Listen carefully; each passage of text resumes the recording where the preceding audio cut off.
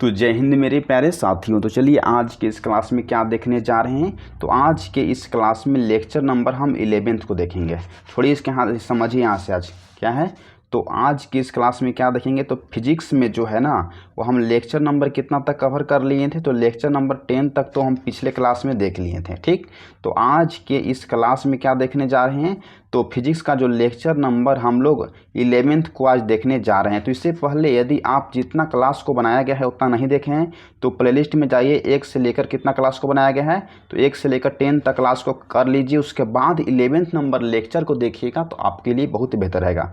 तो यदि आप भी चाहते हैं कि बिहार बोर्ड एग्ज़ाम की परीक्षा 2026 में 95+ मार्क्स लाने के लिए तो आप हमारे चैनल TUV क्लासेज के साथ जुड़कर ला सकते हैं। तो प्लीज़ चैनल पर न्यू हैं तो चैनल को सब्सक्राइब करके रखिएगा, क्योंकि आपका एक ही सब्सक्राइब हमें बहुत मोटिवेट करता है इस तरह के क्लास को रिकॉर्ड करने में। तो चलिए हम टाइम को वेस्ट ना करते हुए अपने कंटेंट के ऊपर आ जाते हैं। तो क्वेश्चन सीधे आपके स्क्रीन पर चल रहा है। क्या है देखिए क्वेश्चन जो है ना, हाँ आपको NCERT का 1-2 क्वेश्चन करा देते हैं, क्योंकि इस जो क्वेश्चन है ना वो बिहार बोर्ड की परीक्षाओं में पूछा गया है बाबू। ये सब क्वेश्चन जो है ना बिहार बोर्ड के एग्ज़ाम में पूछता है 1 या 2 मार्क्स में, तो आपको बनाना होगा।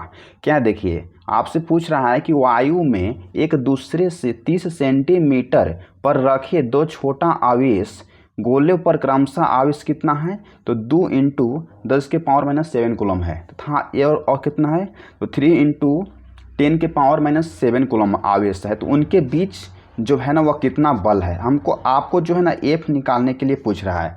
तो NCERT का जो क्वेश्चन लगता है कि बिहार बोर्ड में अक्सर पूछता है तो उसको हम कवर करवा लेते हैं, अन्यथा हम आपको आगे बढ़ा देते हैं। ठीक, तो इसको आप समझिए, आपको बल निकालने के लिए बोल रहा है। तो चलिए हम आपको सीधे अपने स्क्रीन पर आ जाते हैं। क्या देखिए इसको हम सोल्व करते हैं। तो इससे पहले यदि आप हमारे channel the universe vision class पर न्यू है तो प्लीज़ चैनल को सब्सक्राइब करके रखिएगा, क्योंकि एक सब्सक्राइब हमें बहुत मोटिवेट करता है इस तरह क्लास को रिकॉर्ड करने में। देखिए तो सोल्व करते हैं बाबू। तो कहाँ से चलते हैं, तो अकॉर्डिंग टू क्वेश्चन से चलते हैं हम लोग। तो अकॉर्डिंग टू क्वेश्चन से चलते हैं। तो Q1 कितना दिया गया है आवेश, पहले क्वेश्चन को आपको फिर से रिपीट करना है, 2 बार क्वेश्चन को समझना है पढ़कर।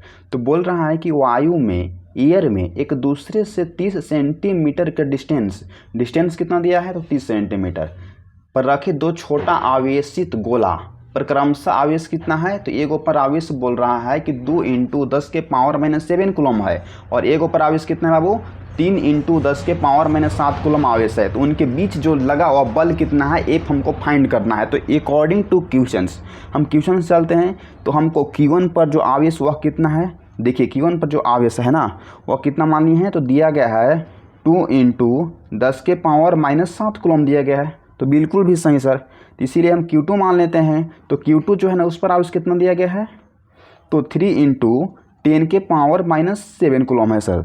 ठीक, और जो R = क्या है, तो R जो है ना सर डिस्टेंस से दूरी है।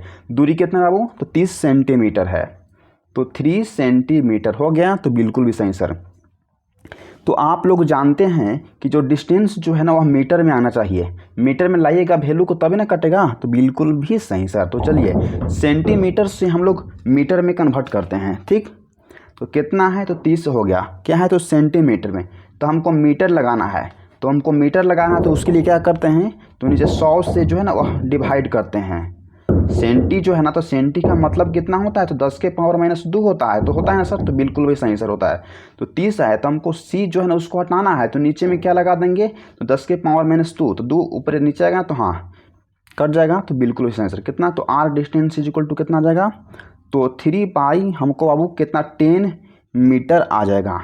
तो इसको हम इस तरीके से लिख सकते हैं, कितना लिख सकते हैं, तो 3 × 10⁻⁻1 लिख सकते हैं। तो बिल्कुल भी सही सर। तो हमको R कितना निकल के आ गया सर, देखिए यार नहीं लोकर होगा आपको, तो R जो है वह निकल कर आ गया कि 3 × 10⁻⁻1। यहाँ तक आपको हम समझा देते हैं, शायद आपको नहीं लोक रहा होगा। ठीक, देखिए तो हम लोग अकॉर्डिंग टू क्वेश्चंस पर आ गए, बिल्कुल भी सही सर। तो Q1 जो चार्ज है वो कितना है, 2 इंटू 10 के पावर -7 कूलम है। तो सर हम लिख दिए कि जो Q1 चार्ज कितना है, तो 2 इंटू 10 के पावर -7 कूलम। अब देखिए जो Q2 जो आवेश है वो कितना है, तो 3 इंटू 10 के पावर -7 कूलम है। सर इसको भी लिख दिए। जो डिस्टेंस जो है वो 30 सेंटीमीटर में है, तो सर डिस्टेंस भी हम 30 सेंटीमीटर में लिख दिए हैं। और जो C जो है ना सेंटीमीटर, उसका मतलब कितना, वैल्यू कितना होता है, तो 10 के पावर -2 होता है। बिल्कुल भी सही सर। सर आप लोग जान रहे हैं किसी भी जो वैल्यू है तो उसको मीटर में लाते हैं तभी कटेगा। तो जो सेंटीमीटर है तो उसको हम किस में चेंज करेंगे, तो मीटर के यूनिट में चेंज करना होगा। तो R 30 सेंटीमीटर था तो 30 सेंटीमीटर लिख दें। C का हम लोग हटाते हैं तो नीचे में क्या लगाएंगे, तो 10 के पावर -2, तो 10 के पावर -2 तो नीचे में कितना जाएगा, तो 100 जाएगा। तो ये 0 से हम ये 0 काट दिए तो बिल्कुल भी सही सर। तो R कितना आ गया, 3 यानी कि 10 आ गया। क्या आ गया, तो मीटर में आ गया। इसको हम ऐसे लिख सकते हैं 3 इंटू 10 इंटू के पावर -1, तो बिल्कुल भी सही सर। तो हमको क्या आ गया, तो ये R डिस्टेंस आ गया, 3 इंटू 10 इंटू के पावर -1 आ गया। चलिए यहाँ तक हो गया वो। अब हम लोग क्या निकालते हैं, अब हम लोग एफी एयर निकालेंगे। एफी एयर जो है ना फाइंड करते हैं, ठीक। तो चलिए यहाँ सीधे आपके स्क्रीन पर आ गए हैं, देखिए। तो प्लीज़ चैनल पर न्यू है, चैनल को सब्सक्राइब करके रखिएगा, क्योंकि आपके लिए बहुत मेहनत से बढ़ाते हैं। तो प्लीज़ हमें सपोर्ट करिएगा। अब आप ही के ऊपर है। देखिए क्या है, तो एफी एयर निकालते हैं। तो एफी एयर आप लोग जान रहे हैं कि कौन सी फार्मूला को यूज करना है, तो 1/4 पाई एप्सिलॉन नॉट। क्या है सर, तो 1/4 पाई एप्सिलॉन नॉट हो गया Q1 Q2 बाई कितना है सर, तो Q1 Q2 बाई R²। बिल्कुल भी सही सर। तो एफी एयर क्या करने फॉर्मूला है, तो 1/4 pi epsilon not Q1 Q2 by R², ठीक। तो चलिए यहाँ से निकालते हैं।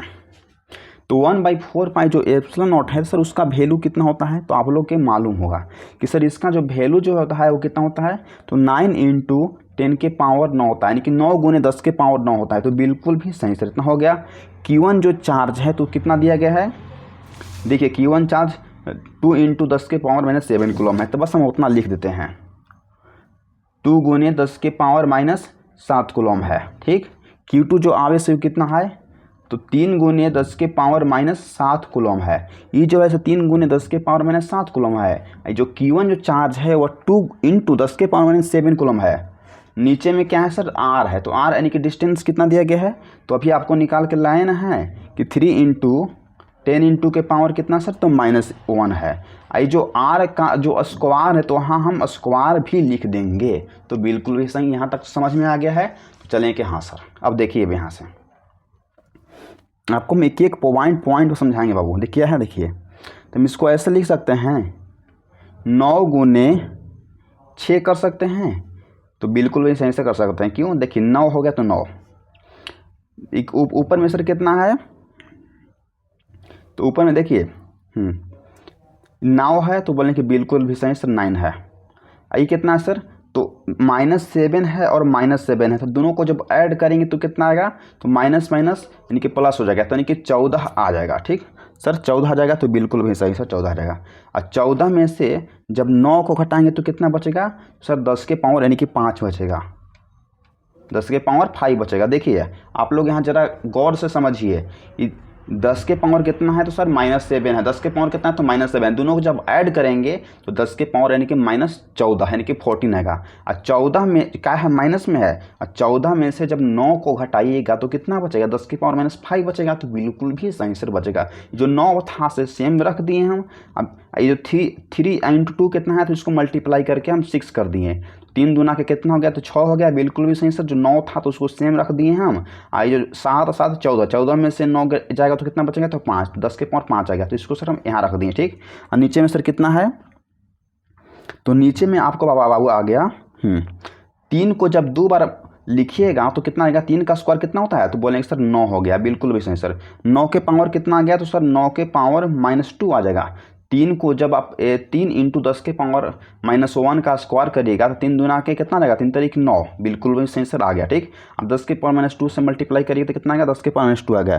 तो इतना आ गया, तो बिल्कुल भी सही सर। इसको हम लिख सकते हैं ऐसे, क्या लिख सकते हैं, 9 से तो 9 कैंसिल आउट हो जाएगा। तो बिल्कुल भी सही सर। तो ऊपर क्या बच गया, तो ऊपर 6 बच गया। 6 गुने 10 के पावर कितना है, तो -5 है। 10 के पावर -2 है और ऊपर जाएगा तो +2 आ जाएगा, तो बिल्कुल भी सही सर। तो इसको लिख सकते हैं 6 × 10 के पावर, अब -5 में से अगर 2 चल जाएगा तो कितना बचेगा, तो -3 बचेगा, तो बिल्कुल भी सही सर, इतना बच जाएगा। हाँ, तो इतना क्या हो जाएगा, तो इतना न्यूटन हमको हो जाएगा, आंसर इतना ही हो जाएगा। ठीक, तो हमको बल बराबर कितना जाएगा, तो इतना न्यूटन। इसको लिखेंगे विकर्षण का बल है, क्या है, तो विकर्षण का बल, जो बल जो लगेगा वो क्या लगेगा, तो विकर्षण का बल लगेगा। इतना आपको है ना, वो कितना हो गया, तो इतना आपको आंसर हो गया। इतना आप लिख दीजिएगा ना, तो आपको 2 मार्क्स आसानी से मिल जाएगा बिहार बोर्ड की परीक्षाओं में। यदि आप चाहते हैं कि न्यूमेरिकल सोल्व करने के लिए, तो आपको यहीं से आपको एक एक पॉइंट को समझना होगा, तो आपको न्यूमेरिकल सोल्व कर सकते हैं। तो चलिए, यहाँ तक तो आपको 10 मिनट के हम लेक्चर में समझा दिए हैं, आप लोग समझ गए होंगे। नहीं, अगर समझ में आया है तो आपको सॉल्यूशन एक बार और समझा देंगे, क्योंकि हमको उम्मीद है कि हम आपको समझाने में कोई दिक्कत नहीं करेंगे। तो देखिए क्या है, क्वेश्चन ने आपसे बोला है कि वायु में क्या है, देखिए आपसे बोला है कि वायु में एक दूसरे से 30 सेंटीमीटर के दूरी पर रखे 2 छोटा आवेशित गोला पर जो क्रमशः जो आवेश कितना है, तो एक ऊपर आवेश 2 × 10 के पावर -7 कूलम दिया गया है। सर एक ऊपर आवेश कितना है, तो 3 × 10 के पावर -7 कूलम है, तो बिल्कुल भी सही सर। और क्या है बाबू, देखिए यहाँ आपसे पूछ रहा है कि जो आवेश जो है ना, दोनों के बीच लगा कितना बल होगा, तो आपसे बल पूछ रहा है कि एफ एयर कुछ नहीं कह रहा है, तो आपको समझिए कि एयर में निकालना है, तो एफ एयर आपको फाइंड करना है। इसके लिए हम क्या किए हैं, देखिए यहाँ से इसके लिए आपको हम अकॉर्डिंग टू क्वेश्चंस पर आ गए हैं, तो बिल्कुल भी सही सर। अब अकॉर्डिंग टू जब क्वेश्चंस पर आ गए हैं, तो Q1 चार्ज कितना गया है, 2 × 10 के पावर -7 कूलम, तो यहाँ हम रख दिए हैं। और जो Q2 जो आवेश कितना है, तो 3 × 10 के पावर -7 कूलम, तो इसको भी रख दिए हैं। जो R यानी कि डिस्टेंस कितना है सर, 30 सेंटीमीटर, 30 सेंटीमीटर था, 30 सेंटीमीटर ला दिए हम। और जो R जो डिस्टेंस उसको हम मीटर में ला दिए, तो 100 से जब उसको डिवाइड करेंगे तो मीटर में आ जाएगा, तो 0 से 0 कट गया, तो 3 बटा में यानी कि 10 कितना हो गया, 3 बटा यानी कि 10 मीटर आ गया। इसको लिख सकते हैं 3 × 10 के पावर -1 मीटर, तो बिल्कुल भी सही सर। तो इसको हम लिख दिए कि R = कितना हो गया, 3 × 10 के पावर 1, क्या है, तो वैल्यू जो है ना मीटर में है। ठीक, हो गया।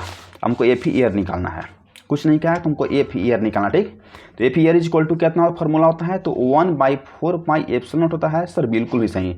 Q1 Q2 कितना हो गया, तो R² हो गया। मतलब फॉर्मूला आप लोग जानते हैं बल निकालने के लिए। ठीक, अब देखिए क्या है, तो यहाँ से आपको 1/4π जो ε0 है, इसको हम k भी मानते हैं। इसको क्या है, तो इसका जो वैल्यू है ना, k भी मानते हैं, या k की जगह 1/4π ε0 मानते हैं सर। उसका वैल्यू कितना, मान कितना आता है, तो 9 × 10 के पावर 9 होता है, बिल्कुल भी सही सर।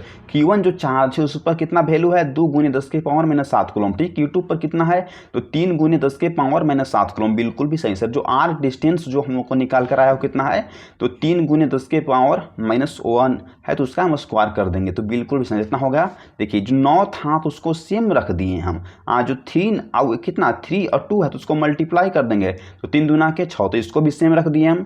7 और 7 मिलकर 14 हो गया। 14 में से जब 9 को घटाइएगा तो कितना आएगा, तो 10 के पावर -5 आएगा, तो बिल्कुल भी सही सर। और 3 × 10 के पावर -1 था, तो उसको हम स्क्वायर कर देंगे, तो कितना आ जाएगा वैल्यू, तो 9 × 10 के पावर -2 आ जाएगा। ठीक, तो 9 से जो 9 को हम क्या कर दिए, तो काट दिए, यानी कैंसिल आउट हो गया, तो क्या बच गया, तो 6 बच गया। और 10 के पावर -5 था, तो 10 के पावर -5 को लिख दिए हम, और 10 के पावर -2 था, तो उसको ऊपर ले गए, तो क्या वैल्यू आएगा, तो वैल्यू जो है ना 3 यानी कि प्लस में आएगा, तो बिल्कुल भी सही सर आ गया।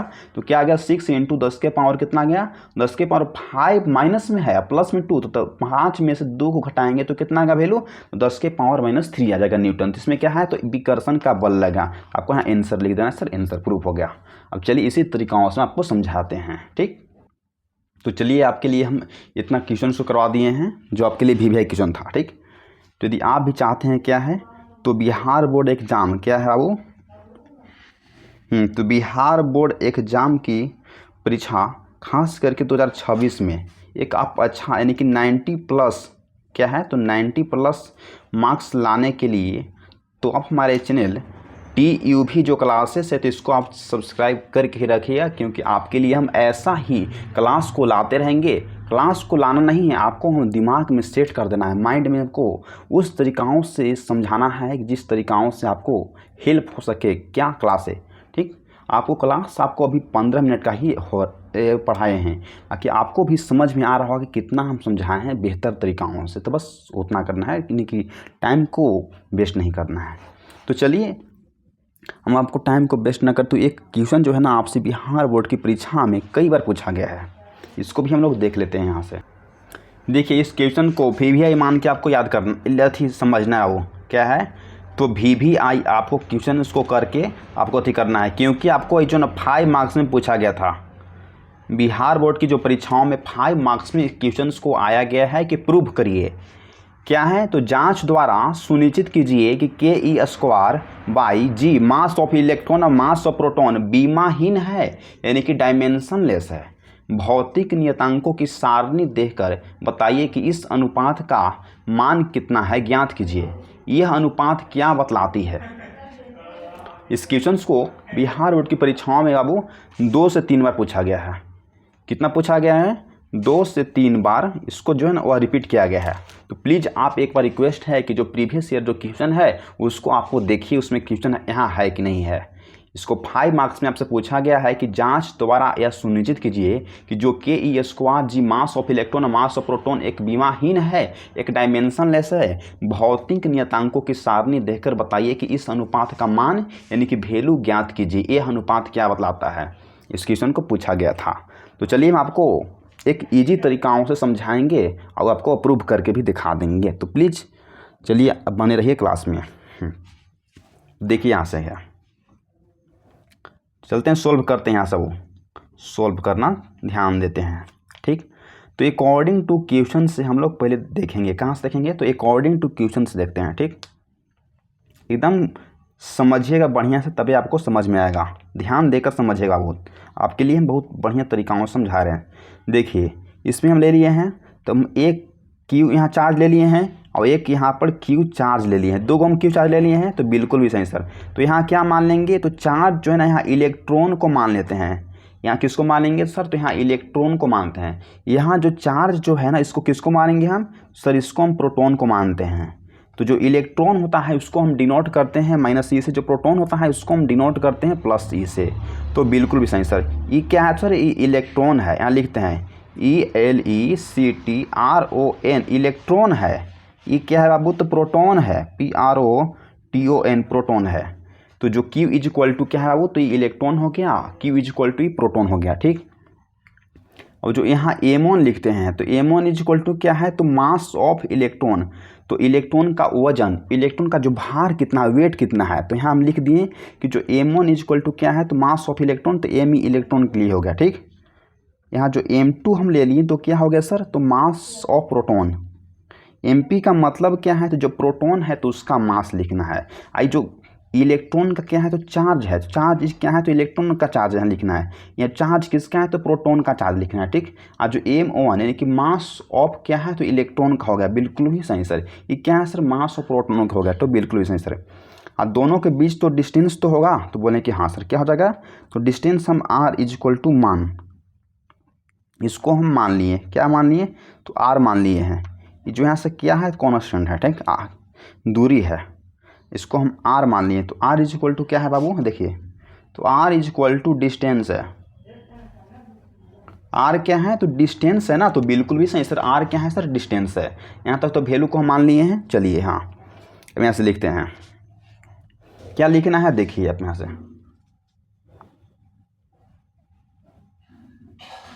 इलेक्ट्रॉन, देखिए इलेक्ट्रॉन तथा प्रोटॉन के बीच लगा स्थिर वैद्युत बल। आपको लिखना होगा कि इलेक्ट्रॉन तथा प्रोटॉन के बीच क्या है सर, तो इलेक्ट्रॉन तथा प्रोटॉन के बीच लगे स्थिर वैद्युत बल क्या है सर, तो स्थिर वैद्युत बल, इसको बोलते हैं इलेक्ट्रोस्टैटिक्स फोर्स। बल का मान, देखिए इसमें क्या है, तो लिखना है कि इलेक्ट्रॉन तथा प्रोटॉन के बीच लगे स्थिर वैद्युत बल का मान।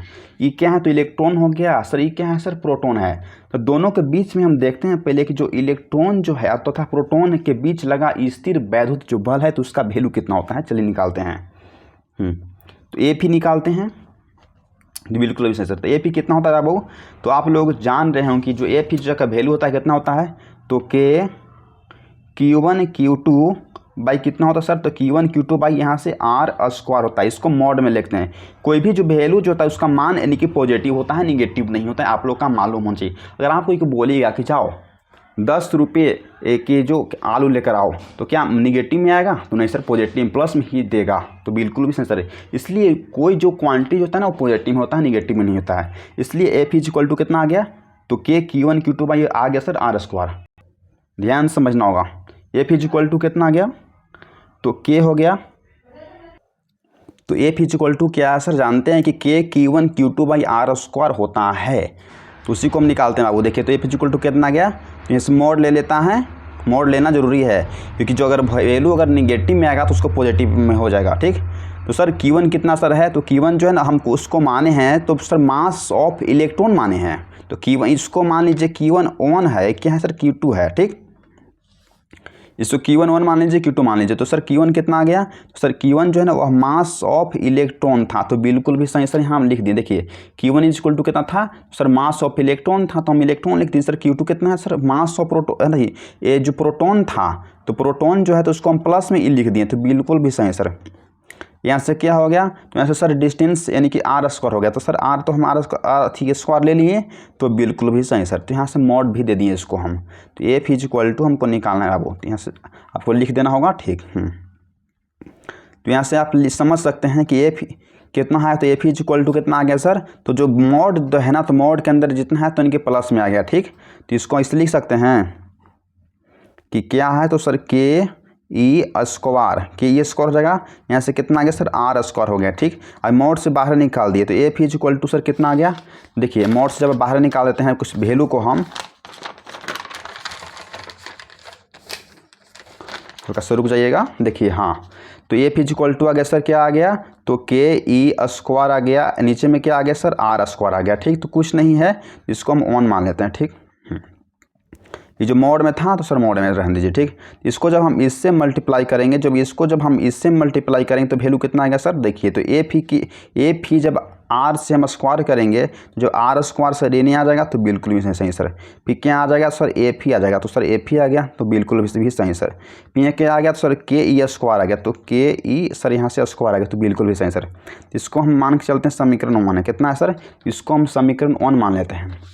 ठीक, अब आपको लिखना है कि इलेक्ट्रॉन तथा प्रोटॉन के बीच लगा गुरुत्वाकर्षण बल। लिखिए यहाँ से क्या है, तो इलेक्ट्रॉन तथा प्रोटॉन, इलेक्ट्रॉन तथा प्रोटॉन के बीच, इलेक्ट्रॉन तथा प्रोटॉन के बीच लगे गुरुत्वाकर्षण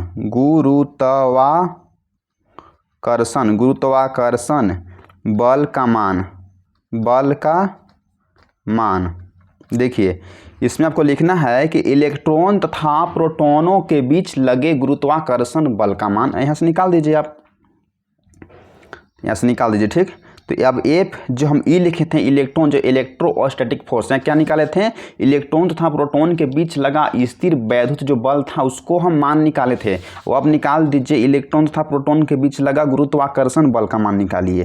तो एफ जी लगाना होगा, तो बिल्कुल भी सही सर। इसको मॉड आप ले लीजिए। हाँ, तो इसके लिए गुरुत्वाकर्षण के लिए क्या आता है, तो कांस्टेंट जी आता है, तो जी आ गया, यहाँ से m1 एंड m2 आ गया, तो m1 एंड m2 डिस्टेंस में सर दूरी कितना होता है, तो सर R स्क्वायर होता है, तो बिल्कुल भी इसको मॉड भी दे दीजिए। क्या है, तो जी ना गुरुत्वाकर्षण नियतांक है। ठीक, इसको हम m1 क्या सर, मास ऑफ इलेक्ट्रॉन है सर, मास ऑफ प्रोटॉन है। ठीक, m2 माने थे ना हम, मास of electron mass of proton, तो बोलेंगे सर बिल्कुल भी सही सर। ठीक, तो लिखिए आप यहाँ से, देखिए तो एफ जी है गुरुत्वाकर्षण के लिए है, क्या है देखिए सर, तो जी को तो हम बाहर ला दिए सर। आई जो m1 की जगह पर क्या इतना था सर, वैल्यू को माने थे हम, तो सर मास ऑफ इलेक्ट्रॉन माने थे। सर m2 को जगह क्या माने थे, तो सर हम मास ऑफ प्रोटॉन माने थे। आज जो डिस्टेंस सर कितना है, तो सर R स्क्वायर है। सर अगर आपको शायद याद नहीं आता है तो देखिए आप यहाँ m1 इज इक्वल टू हम मास ऑफ इलेक्ट्रॉन को माने थे, जो m2 था वो हम मास ऑफ प्रोटॉन को माने थे। तो बस हम आपको वहीं से वैल्यू को आपको रख दिए हैं कि जो m1 था वो हम मास ऑफ इलेक्ट्रॉन को कर दिए हैं, और जो m2 था वो मास ऑफ प्रोटॉन को रख दिए हैं, जो डिस्टेंस था तो डिस्टेंस रख दिए, और जो मॉड जो है ना वो हट गया, तो वैल्यू प्लस में आ गया। तो बोले कि बिल्कुल भी सही सर, इतना हो गया। देखिए अब इसको हम ऐसे ले सकते हैं, कुछ नहीं है तो नीचे में 1 कर सकते हैं, तो बिल्कुल भी सही सर। इसको आप इससे मल्टीप्लाई कर दीजिए, इससे मल्टीप्लाई कर, तो आर स्क्वायर को आपको एन ला लेना है, तो बिल्कुल भी सही सर। नीचे में क्या आ गया, तो सर वहाँ एफ ही आ गया था, तो सर यहाँ एफ जी आ गया, तो बिल्कुल भी सही सर। यहाँ कितना आ गया बाबू, तो यहाँ जो जी आ गया, जी मास ऑफ इलेक्ट्रॉन और मास ऑफ प्रोटॉन आ गया ना। देखिए आप यहाँ से जब एफ जी और नीचे में कुछ नहीं तो 1 मान लिए हम, आई जब इसको हम एफ जी से हम आर में जब मल्टीप्लाई करेंगे तो आर स्क्वायर एफ जी आ गया। आई क्या है, जी तो यानी क्या है, तो गुरुत्वाकर्षण नियतांकन है, तो बिल्कुल भी सही सर। जो मास of electron mass of proton तो उसको सेम छोड़ दिए हम, इसको हम समीकरण क्या मान लेते हैं, तो सर इसको समीकरण 2 मान लेते हैं, इसको समीकरण 1 मान ली है। देखिए समीकरण 1 मान ली है, इसको समीकरण 2 मान लिया है, और 1 को जब 2 में हम वैल्यू को रख काट देते हैं, देखिए कितना है। अब अकॉर्डिंग टू क्वेश्चन चलते हैं, क्या चलते हैं, तो अकॉर्डिंग टू क्वेश्चन, तो समीकरण एक को भाग 2 में देते हैं, तो 1 को भाग 2 में यानी कि देने पर, देखिए समीकरण जो है ना, तो हम 1 को किससे डिवाइड करें, तो 2 से डिवाइड कर रहे हैं। देखिए आप यहाँ से, तो अकॉर्डिंग टू क्वेश्चन से, ठीक। जब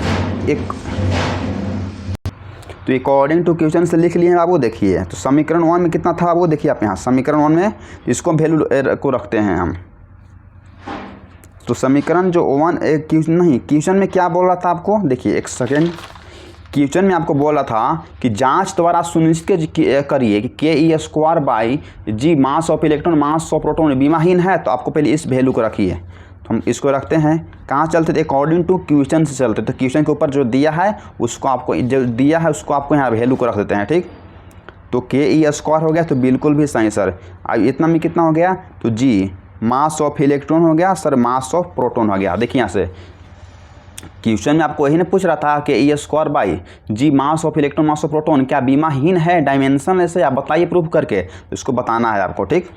तो के ई स्क्वायर जो है, देखिए के ई स्क्वायर है, तो बोले कि हाँ सर, तो के ई स्क्वायर की जगह वैल्यू क्या है सर, तो वैल्यू सर इतना है, तो इतना को आपको रखना होगा, ठीक। देखिए तो के ई स्क्वायर की जगह क्या है सर, तो के ई स्क्वायर की जगह वैल्यू आपको है आर स्क्वायर, सर क्या है सर, एफ ही है, तो बिल्कुल भी सही सर, आर स्क्वायर एफ ही रख देते हैं हम। अब नीचे में क्या है सर, देखिए जी नीचे में जी यानी कि मास of electron mass of proton है, तो सर उसके जगह कितना है, देखिए जो देखिए यहाँ लाए थे ना वैल्यू को भी हम, कि जी मास ऑफ इलेक्ट्रॉन, जी जो है ना मास of electron mass of proton है, तो उसको जगह पर कितना है सर, उसके बराबर है आर स्क्वायर एफ जी है, तो यहाँ से हम रख दिए हैं क्या है सर, तो यहाँ से हम आर स्क्वायर, यहाँ से जो हम एफ जी रख दिए हैं, तो बिल्कुल भी सही सर। तो आर स्क्वायर से तो आर स्क्वायर कट जाएगा, तो बिल्कुल भी सही सर। अब क्या बच गया ऊपर में सर, ऊपर में एफ ई बच गया, और नीचे में सर यानी कि एफ जी बच गया, ऊपर में एफ ही बच गया, इलेक्ट्रोस्टैटिक फोर्स इसको बोलते हैं, स्थिर वैद्युत बल बच गया, और नीचे में गुरुत्वाकर्षण बल बच गया, ठीक। दोनों तो बल ना है, तो बल का बीमा आप लोग जानते हैं क्या होता है, MLT के पावर -2 होता है, तो बिल्कुल भी सही। तो ऊपर बल था, नीचे में भी बल है, तो बल क्या है, तो MLT के पावर -2, तो किसी भी अगर बल ना है तो हाँ, तो बल का भी बीमा यही होता है, तो कट जाएगा, तो कितना आ जाएगा हमको, तो यहाँ से M 0 आ गया, तो L 0 आ गया, T के पावर 0 आ गया, तो क्या बीमाहीन है, मतलब कि MLT के पावर -2 ऊपर में भी बल था, चाहे गुरुत्वाकर्षण बल ये क्या ऊपर में है, तो ऊपर में स्थिर वैद्युत बल है, तो बल का बीमा यही होता है, नीचे में गुरुत्वाकर्षण बल है, तो बल का बीमा यही होता है, तो बीमा से भी बीमा कट गया, MLT के पावर -2 से -2, तो कितना बच गया, तो M 0 L 0 T 0, तो हाँ लिखना है कि बीमाहीन है, इसका कोई बीमाहीन नहीं है, तो बोले कि बीमाहीन, यहाँ से लिखना कि हाँ बीमाहीन है, इतना कर कर आपको लिख देना है कि प्रूव, PROOVD प्रूव कर दीजिएगा, तो आपको जो है ना यहाँ से 5 मार्क्स आपको इजीली आसानी से मिल जाएगा बिहार बोर्ड के परीक्षाओं में।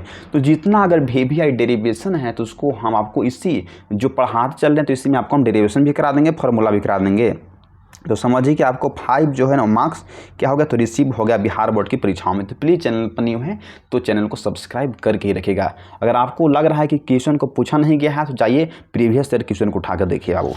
तो आपको हम एक बार फिर से समझा देते हैं, अगर आपको समझने में दिक्कत अगर हुआ होगा तो देखिए क्वेश्चन में शुरू समझिए, कुछ भी आप नहीं सीखें कोई दिक्कत नहीं है, आप 1% नहीं सीखें कोई दिक्कत नहीं, आप यहाँ समझिए, हम आपको समझा देते हैं। हम अपने आप को बोला कि जो 5 मार्क्स में क्वेश्चन को पूछा गया है 2 से 3 बार इसको बिहार बोर्ड में रिपीट किया गया है। क्या है कि VVI है कि जांच द्वारा सुनिश्चित कीजिए कि KE² by G mass of electron mass of proton बीमाहीन है, डायमेंशन लेस है, भौतिक नियतांकों की सारणी देखकर इस अनुपात का मान ज्ञात कीजिए कि यह अनुपात क्या बतलाता है, आपको निकालना है। ठीक, तो इसलिए हम क्या किए बाबू यहाँ, तो इसलिए हम सोल्व अकॉर्डिंग टू क्वेश्चन से चले। तो जो यहाँ हम Q1 मान लिए, यहाँ Q2 मान लिए, तो ये क्या सर, यहाँ मास यहाँ क्या है, तो इसको हम इलेक्ट्रॉन ले लिए। जो आवेश जो है तो इसको हम इलेक्ट्रॉन का ले लिए। ये जो आवेश क्या है सर, इसको हम प्रोटॉन ले लिए। तो प्रोटॉन जो होता है उसको हम प्लस ई से दिखाते हैं, और जो इलेक्ट्रॉन होता है उसको हम माइनस ई से दिखाते हैं सर। तो इलेक्ट्रॉन हो गया, प्रोटॉन हो गया, तो बिल्कुल भी सही सर। जो क्या है नीचे में ले लिए हम M1 M2 मान लिए। तो सर M1 क्या है सर, जो है ना उसका मास है क्या है, तो इलेक्ट्रॉन जो है तो उसका मास, उसका वजन है, तो मास ऑफ क्या है, तो मास ऑफ इलेक्ट्रॉन हो गया। M2 क्या है सर, मास ऑफ प्रोटॉन हो गया। ठीक, यहाँ तक समझ गए होंगे, बिल्कुल भी सही सर। ये दोनों के बीच कुछ तो दूरी होगा, कुछ तो डिस्टेंस होगा, तो बोलेंगे कि हाँ सर, तो डिस्टेंस को हम क्या R मान लिए, तो बोलेंगे बिल्कुल भी सही। कुछ दूरी कुछ भी है तो उसको डिस्टेंस से R मान लिए हैं, तो बिल्कुल भी सही हो गया। ठीक, देखिए मैं से लिखना है आपको कि इलेक्ट्रॉन तथा प्रोटॉन के बीच लगा स्थिर वैद्युत बल। आपको इलेक्ट्रॉन हो गया, प्रोटॉन है, दोनों के बीच निकालना है क्या, तो स्थिर वैद्युत बल निकालना है। तो स्थिर वैद्युत बल निकालने के लिए क्या करना, तो सर F ही निकालना। तो K Q1 Q2/R स्क्वायर होता है, तो बिल्कुल भी सर। आपको मॉड हम इसलिए लगाना है कि जो वैल्यू अगर नेगेटिव में आता है तो उसको पॉजिटिव में ऑटोमेटिक हो जाएगा। ठीक, देखिए यहाँ इलेक्ट्रॉन था तो पॉजिटिव में वैल्यू हो गया, तो बोलें कि बिल्कुल भी सही सर हो गया। तो F = K Q1 Q2/R square. ठीक हो गया। तो Q1 कितना माने, तो हम इलेक्ट्रॉन, तो इलेक्ट्रॉन लिख दिए। Q2 कितना है सर, प्रोटॉन, तो हम प्रोटॉन E लिख दिए। कितना है सर, R स्क्वायर हो गया। F = कितना हो गया, तो KE स्क्वायर। देखिए माइनस यहाँ था, यहाँ आप सोचेंगे सर यहाँ प्लस था, तो माइनस में होना चाहिए, नहीं, मोड लग गया तो वैल्यू जो हो गया प्लस में हो गया, तो KE स्क्वायर हो गया।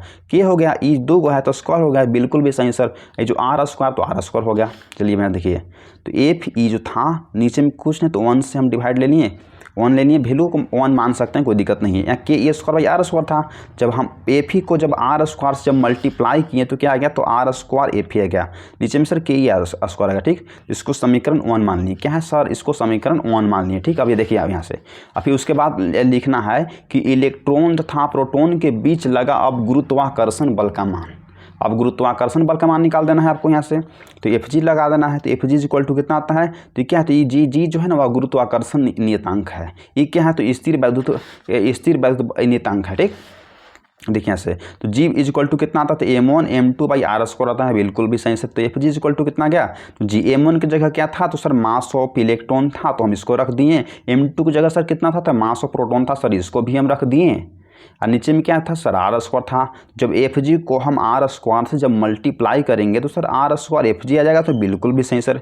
नीचे में जब 1 से हम इतना में मल्टीप्लाई करेंगे तो G mass of electron mass of proton आ जाएगा, तो बोलेंगे बिल्कुल भी सही सर। इसको हम समीकरण 2 ले लिए, तो बोलेंगे बिल्कुल भी सही सर। देखिए यहाँ से इसके बाद चले हम कहाँ से चले हैं, तो अकॉर्डिंग टू क्वेश्चन से चले हैं। चलिए इसको समीकरण जो है ना, कोई बात नहीं, समीकरण डिवाइड नहीं करिए, तो हम अकॉर्डिंग टू क्वेश्चन में आ गए। तो जो क्वेश्चन में बोला है तो उसको लिख दिए हैं KE² G mass of electron mass of proton, तो बस हम वैल्यू को यहाँ लिख दिए हैं, तो बोलें कि हाँ सर यहाँ तक लिख दिए हैं आप। इसके बाद देखिए, तो जो सर KE स्क्वायर की जगह क्या है, तो सर KE स्क्वायर की जगह R स्क्वायर Fg है। सर KE जो स्क्वायर था उसकी जगह हम R स्क्वायर Fg रख दिए, तो बिल्कुल भी सही सर, यहाँ हो गया है। और जो sir G mass of electron mass of proton है, तो सर उसकी जगह पर कितना वैल्यू है, तो G mass of electron mass of proton की जगह कितना है, तो R स्क्वायर Fg है, सर उसकी जगह हम R स्क्वायर Fg रख दिए, तो बिल्कुल भी सही सर। तो R जो है R स्क्वायर से R स्क्वायर डिस्टेंस को काट दिए, तो बिल्कुल भी सही। कितना बच गया, तो ऊपर में F और नीचे में Fg बच गया, तो बिल्कुल भी सही सर। अब क्या है, तो ऊपर में स्थिर वैद्युत बल आ गया, नीचे में गुरुत्वाकर्षण बल आ गया। सर क्या है, दोनों तो बल लेना है, तो दोनों फोर्स ही है। तो जो बल आता है ना, तो बल का बीमा ही होता है क्या, तो mLt के पावर -2 हो गया। नीचे में बल है तो उसका बीमा भी mLt के पावर -2 होगा। बीमा से बीमा कट जाएगा, तो कितना बीमा आएगा, तो m0 L0 T0। तो क्या उनके हाँ बीमाहीन है, इसको प्रूफ कर देंगे, आपको 5 जो मार्क्स रिसीव होगा। इसको आप 2 से 3 बार अपने से प्रूफ करिएगा ना, तो आपको आसानी से प्रूफ हो जाएगा। तो चलिए बस आज की क्लास में इतना ही रखते हैं। तो क्या है, तो आज के इस क्लास में हम क्या देखे हैं, तो लेक्चर नंबर 11 को कंप्लीट कर दिए हैं। तो इसके बाद हम लेक्चर नंबर 11 को लाएंगे। तो यदि हमारा आपको क्लास कैसा लगा है, प्लीज़ कमेंट में हमें राय सलाह बताइएगा। चैनल पर नहीं हो तो हमें सपोर्ट करिए और एक सब्सक्राइब जरूर करिएगा, क्योंकि आपका एक ही सब्सक्राइब बहुत मोटिवेट करता है इस तरह के क्लास को रिकॉर्ड करने में। तो please thanks for watching this video. जय हिंद, जय भारत मेरे साथियों।